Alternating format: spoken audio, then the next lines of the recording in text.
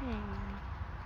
So I was doing this stupid IQ test the other day because my niece thinks that she's got a really high IQ because she did one of these online tests. And I just thought, right, I'll see, I'll have a quick go and see what they're all about. And yeah, I just typed in like free IQ test and it came up and it's like 20 questions. And I got to the end and, some of them were quite hard. Yeah, it was different to what I expected. Um, Kind of interesting to try, but then I got to the end of it and it said to get the results you had to pay £15.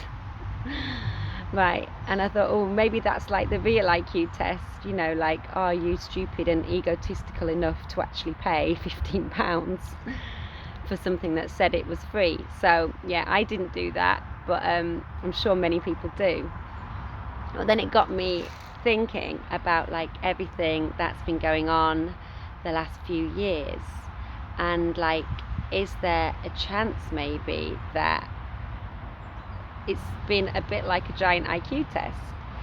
Because um, going from the kind of conspiracy viewpoint, if you like, a lot of people do believe, well, not a lot, but some people, some people do believe that there's an agenda to get the population down. There's some stones called the Georgia Guidestones, which are somewhere in America, I guess in Georgia.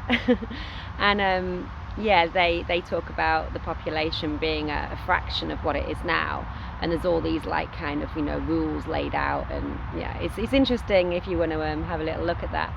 But let's just say that there is an agenda going on to get the population right down. Now, who's to say that they would actually want the people left to be the ones that are easy to brainwash, and the ones that are, like, some people say, oh, they want those people left because they're easier to control. But let's look at it from another viewpoint. If they really want a tiny fraction of the population left, they're going to have to themselves breed with those people, and we know from what happened in the past with the royal families and things, if they breed too much within a very small gene pool, it causes a lot of health problems. So that's widely known now, isn't it? So um, they who are they? God, that's a hard question to answer, isn't it? But let's just say, hopefully anyone listening to this will know who I mean. Let's say they actually do want the people left to be the kind of more creative thinkers, the more critical thinkers, and yeah, the people who are more difficult to kind of pull the wool over their eyes, type of thing. Um, so yeah, it's just a kind of little theory that keeps coming to me, that actually, maybe that's what's going on. It's possible, isn't it? It's certainly possible. Um, yeah, so I think it's a kind of interesting idea. Only time will tell. It's obviously a bit of a morbid kind of idea as well. It's not very nice to think about, but I just think, yeah, it's certainly a possibility that actually kind of would make sense. As long as, obviously, the thing with that is, people would say, well, then those people are going to be like their enemies and rise up against the agenda. But I guess if there's not that many people left at that point, they probably feel like they're smart enough to deal with that, and they'll have ways of dealing with those people, a bit like what happened with Guy Fawkes. He was a true kind of rebel, wasn't he? But he did fail at the end of the day.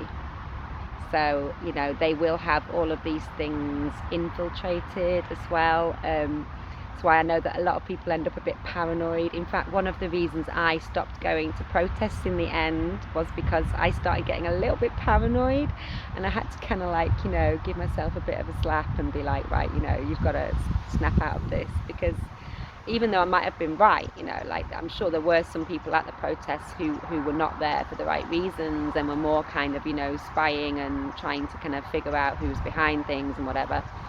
Um, I just think, you can't go down that road where you're just trying to like be suspicious of everyone, and you're just, yeah, so that was partly why I stopped going, and also basically everything started to open up, so I didn't need to go. I was partly going, because it was just something to do, and it was quite fun and interesting, and yeah, a bit exciting. So yeah, nothing bad ever happened to me, but you do hear some horror stories about protests and things. So you've got to have your wits about you, I think, with police and other protesters as well. Really, you never know what could happen. So yeah, I certainly wouldn't